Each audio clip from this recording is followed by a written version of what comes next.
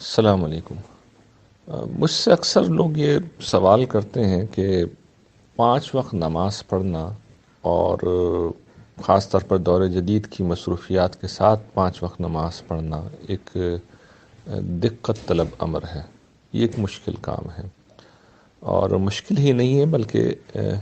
یہ ڈسٹریکشن بھی پیدا کرتا ہے، یعنی ہمیں ہمارے کاموں سے ڈسٹریکٹ کرتا ہے۔ ہم مصروف ہوتے ہیں، ہم آفس میں بیٹھے ہوئے ہوتے ہیں، ہم اپنی دکان پہ بیٹھے ہوئے ہوتے ہیں، نماز کا وقت آ جاتا ہے اور ظہر چلیے کچھ وقت کے بعد آتی ہے، لیکن عصر، مغرب، عشاء اور خاص طور پہ سردیوں میں تو پے در پہ آتی ہیں، تو اس سے لوگ محسوس کرتے ہیں کہ کام میں خلل پیدا ہوتا ہے، معمولات میں جو روانی ہے وہ ٹوٹ جاتی ہے۔ یعنی جو لوگ پڑھنا بھی چاہتے ہیں یہ ان کے لیے مسئلہ ہے، اور جو ویسے ہی تھوڑا سا پیچھے ہوں اس معاملے میں ان کے لیے بظاہر ایک طرح سے کوفت انہیں محسوس ہوتی ہے۔ دیکھیے، یہ بات بظاہر ٹھیک لگتی ہے۔ کوئی شخص اگر اس زاویے سے دیکھنا شروع کر دے تو اسے یہی لگے گا کہ یہ نمازیں جو ہیں وہ اس کی رواں زندگی میں خلل ڈال رہی ہیں، اس کے لیے مسئلہ پیدا کر رہی ہیں، لیکن اگر نماز سمجھ لی جائے کہ یہ کس چیز کا نام ہے تو پھر یہ مشکل نہیں رہے گی۔ نماز اصل میں اس اعتراف کا نام ہے کہ اس کائنات کا ایک خالق ہے اور اس کی عظمت بے پناہ ہے، اس کی کبریائی بے پناہ ہے، اس کے احسان بے تحاشا ہیں، اور مجھے وہ یاد ہے، میں اسے بھولا نہیں۔ تو ہم اس احساس سے اٹھتے ہیں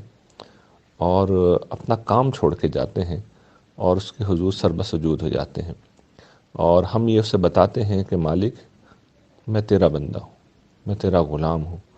اور اس غلامی کا ثبوت یہ ہے کہ میں مصروف تھا اور میں سارے کام چھوڑ کر تیری پکار پر آ گیا ہوں،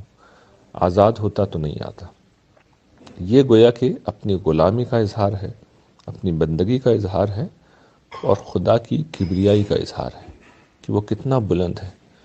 اور اس کے احسانات کے اعتراف کا اظہار ہے کہ میرا رب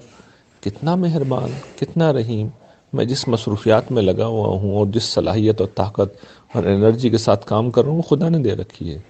جو کھانا کھاتا ہوں وہ خدا نے دے رکھا ہے۔ اگر خدا یہ سب کچھ چھین لے، آنکھیں چھین لے، ہاتھ چھین لے، پاؤں چھین لے، تو بستر پہ پڑا ہوا ہوں گا، پھر ٹائم ہی ٹائم ہوگا۔